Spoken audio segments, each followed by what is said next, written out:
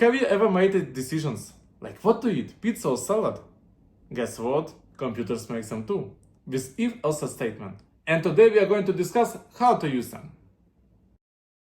Let's say you wake up and look outside.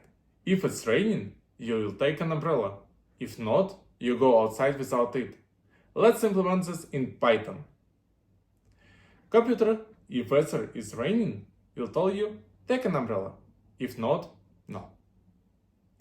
Write in comments if you have any questions. Sometimes we need more than one choice, for example in choosing food. In this case we use statement elif, what means else if. Right now it's your turn. Just imagine you play game, and if your health is 0 or below, computer says that game over.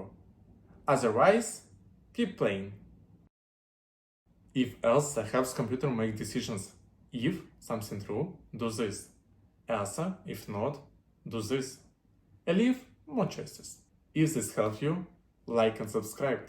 And don't miss next lessons. See you!